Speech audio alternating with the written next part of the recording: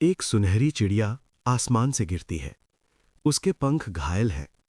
एक गरीब लड़का उसे उठाता है, उसे घर ले जाता है। रात में जब चांद निकलता है, चिड़िया अचानक इंसान में बदल जाती है और वो कहती है, मुझे बचाने के लिए धन्यवाद, लेकिन अब तुम्हें एक पूरा राज्य बचाना होगा। आदित्य को नहीं पता था, एक घायल चिड़िया उसकी किस्मत बदलने वाली है। फैंटेसी स्टोरी हिंदी में आपका स्वागत है, जहां जादू, साहस और कल्पना से जन्म लेती हैं राजाओं, राजकुमारियों और वीर योद्धाओं की अद्भुत कहानियां। अगर आपको ऐसी ही कहानियां पसंद हैं, तो चैनल को लाइक और सब्सक्राइब जरूर करें। अब बढ़ते हैं कहानी की ओर। पहाड़ों के उस पार एक छोटा सा गांव था। गांव में कच्चे घर थे। लोग मेहनत करके अपना जीवन चलाते थे। उसी गांव के किनारे रहता था एक लड़का, आदित्य। आदित्य अनाथ था। उसके माता पिता कई साल पहले बीमारी से चल बसे थे। अब वो अकेला एक छोटी सी झोपड़ी में रहता था। हर सुबह वो जंगल जाता, लकड़ियां काटता, उन्हें बाजार में बेचता। जो पैसे मिलते उसी से रोटी खरीदता। लेकिन आदित्य के चेहरे पर कभी शिकायत नहीं होती थी। वो शांत स्वभाव का था, जानवरों से प्यार करता था, पेड़ों से बात करता था। जंगल ही उसका परिवार था। उस दिन आसमान साफ था। हल्की धूप पेड़ों के बीच से छन कर आ रही थी। आदित्य लकड़ियां बांध रहा था, तभी अचानक आसमान में एक तेज चमक हुई, जैसे सूरज का छोटा टुकड़ा टूटकर गिरा हो। वो चमक जंगल के भीतर कहीं गिरी। आदित्य घबरा गया, लेकिन जिज्ञासा से वो उस ओर दौड़ा। घने पेड़ों के बीच झाड़ियों में उसे कुछ चमकता हुआ दिखाई दिया। वो एक चिड़िया थी, लेकिन साधारण चिड़िया नहीं। उसके पंख सुनहरे थे, जैसे पिघले हुए सूरज की रोशनी से बने हों। लेकिन उसके एक पंख से खून बह रहा था। चिड़िया दर्द से कांप रही थी। आदित्य धीरे धीरे पास गया। डरो मत, मैं तुम्हें नुकसान नहीं पहुंचाऊंगा। चिड़िया ने कमजोर आंखों से उसकी ओर देखा। उसकी आंखें साधारण नहीं थीं, उनमें हल्की चमक थी। आदित्य ने अपनी कमीज का टुकड़ा फाड़ा, धीरे से पंख बांधा। वो चिड़िया को अपनी बाहों में उठाकर अपनी झोपड़ी में ले आया। शाम हो चुकी थी। आदित्य ने थोड़ा पानी गर्म किया, कुछ जड़ी बूटियां पीसकर लेप बनाया। धीरे धीरे उसने चिड़िया का घाव साफ किया। तुम बहुत सुंदर हो, उसने मुस्कुराकर कहा। चिड़िया ने हल्की सी आवाज निकाली, जैसे धन्यवाद कह रही हो। आदित्य ने अपने खाने का आधा हिस्सा उसके सामने रख दिया, खुद आधा खाया। रात गहराने लगी। आसमान में चांद निकला। झोपड़ी में हल्की चांदनी घुस आई। अचानक चिड़िया का शरीर चमकने लगा। आदित्य चौंक कर उठ बैठा। चिड़िया के पंखों से सुनहरी रोशनी निकल रही थी। झोपड़ी के अंदर हवा घूमने लगी और अगले ही पल चिड़िया हवा में उठी। उसका रूप बदलने लगा। पंख गायब होने लगे, रोशनी तेज हो गई। आदित्य की आंखें फैल गईं। उसके सामने अब एक लड़की खड़ी थी। लंबे सुनहरे बाल, चमकदार राजसी वस्त्र, आंखों में तेज। वो साधारण लड़की नहीं लग रही थी। आदित्य पीछे हट गया। तुम कौन हो? लड़की ने शांत आवाज में कहा।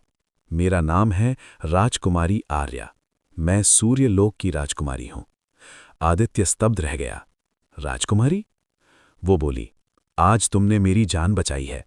अगर तुम मुझे जंगल में छोड़ देते तो मैं जीवित नहीं रहती। आदित्य ने धीमे से कहा, मैं किसी घायल को छोड़ नहीं सकता। राजकुमारी की आंखों में नरमी आ गई। इसीलिए तुम्हें चुना गया है। आदित्य ने पूछा, चुना गया किस लिए? राजकुमारी की मुस्कान फीकी पड़ गई। हमारा राज्य सूर्यलोक खतरे में है। हमारा जादुई ताज चोरी हो चुका है। उस ताज में सूर्य की शक्ति है। बिना उसके हमारा राज्य धीरे धीरे अंधेरे में डूब रहा है। झोपड़ी की दीवार पर अचानक एक दृश्य उभरा। एक विशाल स्वर्णिम महल, आसमान में चमकता सूर्य। लेकिन धीरे धीरे सूरज काला पड़ने लगा। महल पर छाया फैल गई। आदित्य ने घबराकर पूछा, ये किसने किया? राजकुमारी ने गंभीर होकर कहा, एक दुष्ट जादूगर ने। उसने ताज चुरा लिया है और भविष्यवाणी कहती है, जिसने राजकुमारी को बिना लालच बचाया, वही खोया हुआ ताज वापस लाएगा। वो सीधे आदित्य की ओर देखने लगी। वो तुम हो। आदित्य हंस पड़ा। मैं तो बस लकड़ियां काटने वाला एक गरीब लड़का हूं। राजकुमारी ने कहा, सच्ची ताकत धन से नहीं, दिल से आती है। तभी अचानक झोपड़ी की दीवार हिलने लगी। बाहर तेज हवा चलने लगी। दूर आसमान में काले बादल इकट्ठे हो गए। राजकुमारी ने घबरा कर कहा, वो हमें ढूंढ चुका है। दरवाजे के बाहर एक काला साया दिखाई दिया, आंखें लाल, आवाज भारी। तो राजकुमारी यहीं छिपी है। आदित्य का दिल जोर से धड़कने लगा। राजकुमारी ने उसका हाथ पकड़ा। अगर तुम मेरे साथ चलो तो अभी भी सब बच सकता है। दरवाजा जोर से हिला, लकड़ी टूटने लगी। आदित्य ने एक पल सोचा, फिर दृढ़ होकर कहा, मैं भागूंगा नहीं। बाहर का साया दरवाजा तोड़ने ही वाला था, और उसी पल झोपड़ी के बीचों बीच एक सुनहरा द्वार खुलने लगा।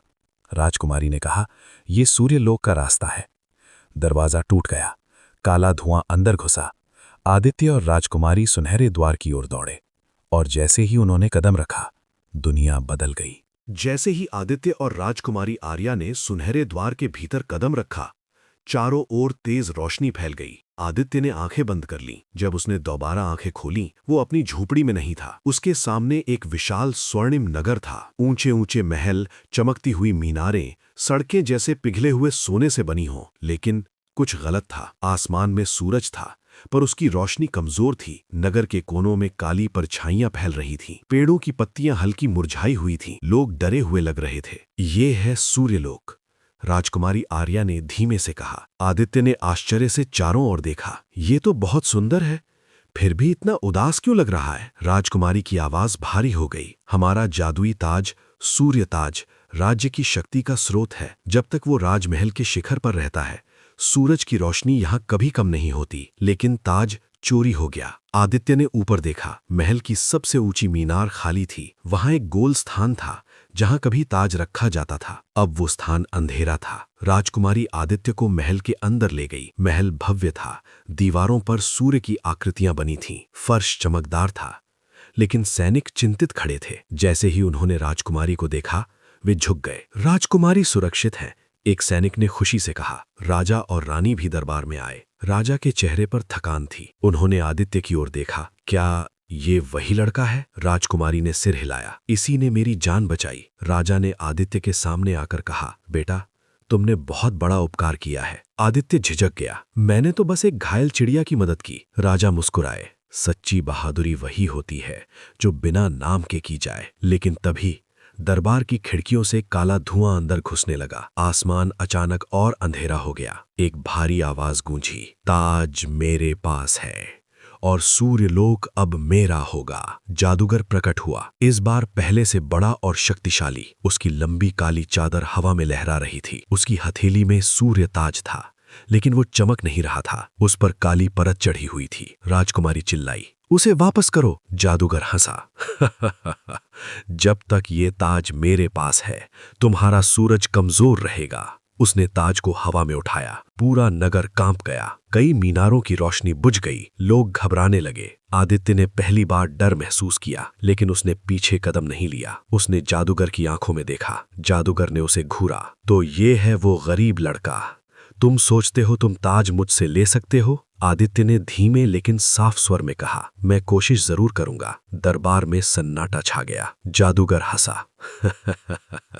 तो आओ, पहले तुम्हें मेरे भूल भुलैया से गुजरना होगा। उसने हाथ घुमाया। महल की फर्श पर एक काला गोल चिन्ह बन गया। वो फैलने लगा और देखते ही देखते महल का दरबार गायब हो गया। आदित्य और राजकुमारी एक विशाल पत्थर की भूल भुलैया के सामने खड़े थे। दीवारें ऊंची, रास्ते उलझे हुए, ऊपर आसमान धुंधला। जादूगर की आवाज गूंजी, अगर तुम भूल भुलैया से बाहर निकल आए तो मैं तुम्हें ताज तक पहुंचने का मौका दूंगा, लेकिन अगर तुम रास्ता भूल गए तो हमेशा के लिए अंधेरे में खो जाओगे। भूल भुलैया का दरवाजा धीरे धीरे खुला। राजकुमारी ने आदित्य की ओर देखा। ये आसान नहीं होगा। आदित्य ने गहरी सांस ली। मैं अकेला नहीं हूं। राजकुमारी ने हल्की मुस्कान दी। दोनों ने साथ कदम बढ़ाया। दरवाजा बंद हो गया। भूल भुलैया के अंदर हल्की सी रोशनी थी। दूर कहीं से फुसफुसाहट की आवाज आ रही थी और दीवारों पर काले साए हिल रहे थे। आदित्य ने महसूस किया, ये सिर्फ रास्ते की परीक्षा नहीं है, ये उसके धैर्य और विश्वास की परीक्षा है। और कहीं ऊपर जादूगर मुस्कुरा रहा था, अब देखता हूं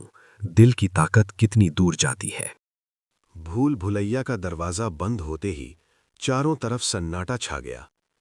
ऊंची पत्थर की दीवारें आसमान तक जाती थीं। ऊपर धुंध फैली थी। हल्की पीली रोशनी कहीं दूर से आ रही थी। आदित्य ने चारों ओर देखा। रास्ता किधर है? राजकुमारी आर्या ने दीवार को छू कर देखा। ये जादुई भूल भुलैया है, रास्ता बदलता रहता है। अचानक पीछे का रास्ता गायब हो गया। दीवारें हिलने लगी। आदित्य ने गहरी सांस ली। डरना मत, उसने खुद से कहा। दोनों आगे बढ़े। कुछ दूर जाने के बाद रास्ता 3 हिस्सों में बंट गया।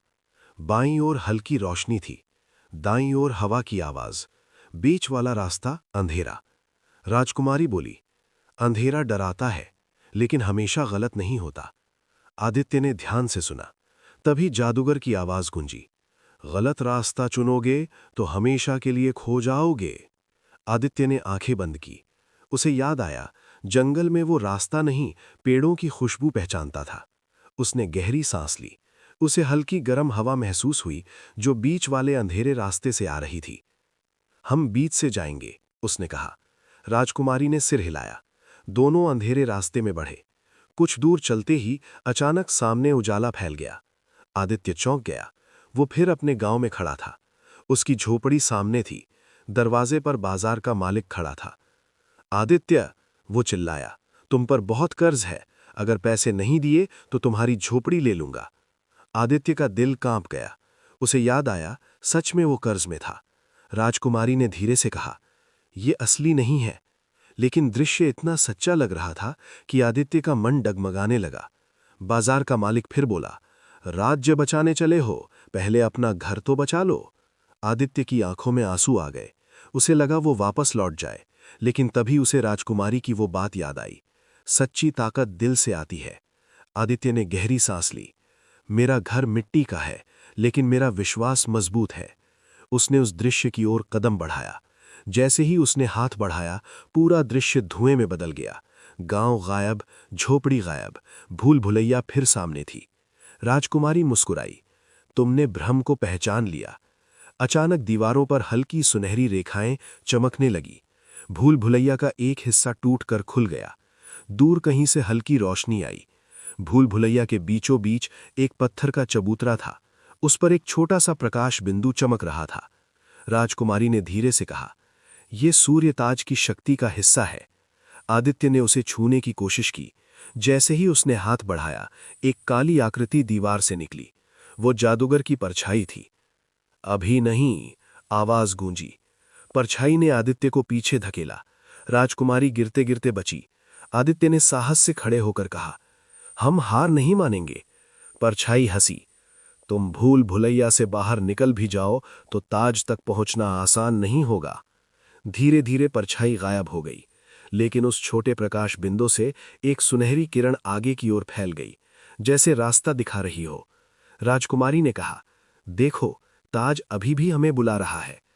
आदित्य ने महसूस किया, अब ये सिर्फ एक यात्रा नहीं है, ये उसकी परीक्षा है। उसका विश्वास जितना मजबूत होगा, ताज उतना करीब आएगा। दोनों उस सुनहरी किरण के पीछे चल पड़े, लेकिन उन्हें नहीं पता था, भूल भुलैया का असली हिस्सा अभी बाकी है, और अगली परीक्षा उन दोनों को अलग कर सकती है। सुनहरी किरण भूल भुलैया के बीचों बीच आगे बढ़ रही थी। आदित्य और राजकुमारी उसके पीछे चल रहे थे। दीवारें अब पहले से ऊंची लग रही थीं। हवा भारी हो गई थी।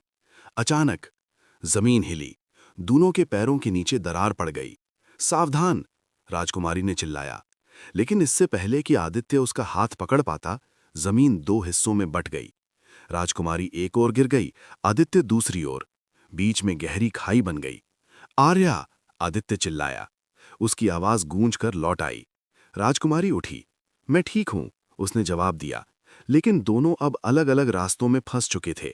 आदित्य के सामने लंबा अंधेरा गलियारा था। दीवारों पर काले निशान थे। अचानक सामने जादूगर प्रकट हुआ। इस बार वो भ्रम नहीं था, वो सच में सामने खड़ा था। अब तुम अकेले हो, जादूगर बोला। राजकुमारी के बिना तुम कुछ नहीं। आदित्य ने खुद को संभाला। मैं अकेला नहीं हूं, मेरे पास विश्वास है। जादूगर हंसा। विश्वास तुम्हें ताज नहीं देगा। उसने हाथ उठाया। अचानक आदित्य के सामने सोने के सिक्कों का ढेर प्रकट हुआ। फिर एक बड़ा महल, फिर उसके माता पिता जीवित दिखाई दिए। ये सब तुम्हारा हो सकता है, जादूगर बोला। बस ताज की खोज छोड़ दो। आदित्य का दिल तेज धड़कने लगा। अपने माता पिता को देखकर उसकी आंखें भर आईं, लेकिन उसने ध्यान से देखा। उनकी आंखों में चमक नहीं थी, जैसे वे सिर्फ परछाइयां हों। आदित्य ने गहरी सांस ली। जो सच में मुझसे प्यार करते थे, वे मुझे भागने को नहीं कहेंगे। उसने आगे कदम बढ़ाया। सारे दृश्य टूट गए। जादूगर का चेहरा कठोर हो गया। तुम जिद्दी हो। दूसरी ओर राजकुमारी भी एक गोल कक्ष में खड़ी थी। दीवारों पर सूर्य के चिन्ह बने थे, लेकिन वे धीरे धीरे बुझ रहे थे। उसके सामने ताज की छाया उभरी, लेकिन वो ताज काला था। जादूगर की आवाज गूंजी, तुम्हारी गलती से ताज चोरी हुआ था। राजकुमारी कांप गई। उसे वो दिन याद आया जब वो अकेली बाहर गई थी और जादूगर ने हमला किया था। अगर तुम मजबूत होती तो राज्य अंधेरे में न डूबता। राजकुमारी की आंखों में आंसू आ गए, लेकिन उसने सिर उठाया। गलती मेरी थी, लेकिन मैं उसे सुधारूंगी। जैसे ही उसने ये कहा, दीवारों के सूर्य चिन्ह फिर चमकने लगे। उसी समय भूल भुलैया के केंद्र में सूर्य ताज की हल्की रोशनी तेज होने लगी। आदित्य और राजकुमारी दोनों ने अपने अपने स्थान से वो रोशनी देखी। जादूगर ने महसूस किया, नहीं, ये संभव नहीं। ताज की शक्ति उनके विश्वास से जाग रही थी।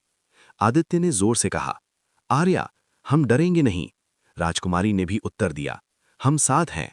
अचानक खाई भरने लगी। दोनों के रास्ते जुड़ गए। वे फिर आमने सामने खड़े थे। सुनहरी किरण अब तेज हो चुकी थी। भूल भुलैया की दीवारें दरकने लगीं। जादूगर बीच में प्रकट हुआ, इस बार गुस्से से भरा हुआ। उसके हाथ में सूर्य ताज था, लेकिन अब ताज की काली परत टूटने लगी थी। ये आखिरी मौका है, जादूगर कर जा। अगर तुम दोनों पीछे हट जाओ तो मैं राज्य को पूरी तरह नष्ट नहीं करूंगा। आदित्य ने राजकुमारी की ओर देखा। राजकुमारी ने सिर हिलाया।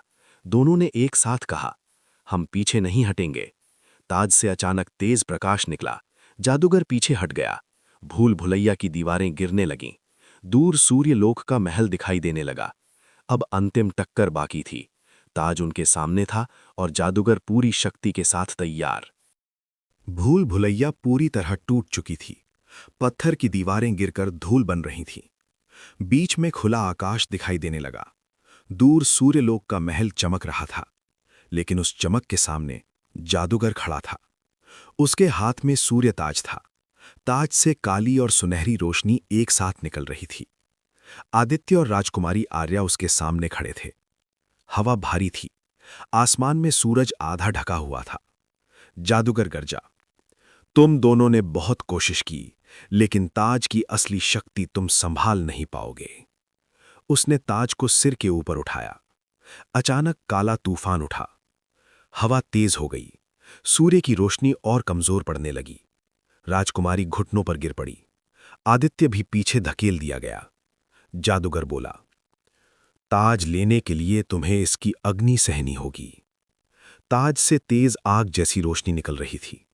राजकुमारी ने धीमे से कहा, यह सूर्य की अग्नि है। इसे सिर्फ वही सह सकता है जिसका दिल पूरी तरह शुद्ध हो। आदित्य ने उसकी ओर देखा। अगर मैं असफल हुआ तो? राजकुमारी ने कहा, तो सूर्यलोक हमेशा के लिए अंधेरा हो जाएगा। एक पल के लिए सन्नाटा छा गया। आदित्य ने गहरी सांस ली। उसे अपना गांव याद आया, अपनी छोटी झोपड़ी, अपने माता पिता। फिर उसने सूर्यलोक के लोगों को देखा, जो दूर खड़े उम्मीद से देख रहे थे। उसने धीरे से कहा, अगर डर के कारण मैं पीछे हट गया तो मैं कभी खुद को माफ नहीं कर पाऊंगा। वो आगे बढ़ा। जादूगर हंसा, आओ, देखता हूं तुम्हारा दिल कितना मजबूत है। आदित्य ने ताज को छूने की कोशिश की। जैसे ही उसकी उंगलियां ताज से टकराईं, तेज आग जैसी रोशनी उसके चारों ओर फैल गई। उसका शरीर जलने जैसा महसूस करने लगा। वो दर्द से चिल्लाया। राजकुमारी रो पड़ी। आदित्य। जादूगर मुस्कुराया, ये शक्ति तुम्हारे लिए नहीं है। लेकिन उसी क्षण आदित्य ने आंखें बंद कर लीं। उसने अपने दिल में एक ही बात दोहराई, मैं ये अपने लिए नहीं, सबके लिए कर रहा हूं। अचानक ताज की आग बदलने लगी। काली परत टूटने लगी। सुनहरी रोशनी तेज हो गई। जादूगर पीछे हट गया। नहीं, ये कैसे? आदित्य के हाथ में अब ताज था, लेकिन वो जल नहीं रहा था। वो शांत था, जैसे वो अपने असली मालिक को पहचान चुका हो। अंतिम टक्कर। जादूगर गुस्से से गरजा। उसने काला तूफान उठाया, लेकिन इस बार आदित्य अकेला नहीं था। राजकुमारी ने उसके साथ खड़े होकर अपने हाथ ताज पर रख दिए। ताज से तेज सूर्य प्रकाश निकला। पूरा आकाश चमक उठा। काला तूफान टूटने लगा। जादूगर चीखा, मैं अंधेरा हूं, मैं लौट कर आऊंगा। सूर्य की रोशनी ने उसे घेर लिया और अगले ही पल वो धुएं में बदलकर गायब हो गया। आसमान साफ हो गया। सूरज पूरी चमक से निकल आया। महल की मीनारें फिर से जगमगाने लगीं। पेड़ हरे हो गए। नदी चमकने लगी। लोग खुशी से चिल्लाने लगे, सूर्यलोक बच गया। राजा और रानी आगे आए। राजा ने कहा, आज से आदित्य सूर्यलोक का रक्षक है। आदित्य झिझक गया, मैं तो बस अपना कर्तव्य निभा रहा था। राजकुमारी मुस्कुराई, और यही सच्ची महानता है। राजा ने पूछा, क्या तुम यहीं रहना चाहोगे? हम तुम्हें राजसी जीवन देंगे। आदित्य ने आसमान की ओर देखा, फिर मुस्कुराकर कहा, मेरा घर अभी भी उस छोटे गांव में है। राजकुमारी की आंखों में हल्की उदासी थी, लेकिन वो समझती थी। सूर्यताज फिर से महल के शिखर पर रख दिया गया। एक सुनहरा द्वार खुला। आदित्य ने आखिरी बार सूर्यलोक को देखा। राजकुमारी ने कहा, हमेशा याद रखना, सूरज की रोशनी जहां भी हो, वहां सूर्यलोक तुम्हारे साथ है। आदित्य ने मुस्कुराकर सिर हिलाया और द्वार के भीतर कदम रखा। वो फिर अपने जंगल में खड़ा था। सुबह की धूप पेड़ों से छनकर आ रही थी। सब कुछ सामान्य था, लेकिन उसके हाथ में एक छोटा सा सुनहरा पंख था। राजकुमारी की याद। आदित्य ने आसमान की ओर देखा। सूरज पहले से ज्यादा चमक रहा था। उसने मुस्कुराकर कहा, अब मुझे पता है असली ताकत कहाँ होती है। और वो अपनी झोपड़ी की ओर चल पड़ा। लेकिन दूर आसमान में एक सुनहरी चिड़िया उड़ रही थी, जैसे कहानी अभी पूरी नहीं हुई हो। अगर आपको ऐसी ही जादुई कहानियां पसंद हैं तो चैनल को लाइक और सब्सक्राइब जरूर करें और कमेंट में बताइए आप अगली कहानी किस पर चाहते हैं।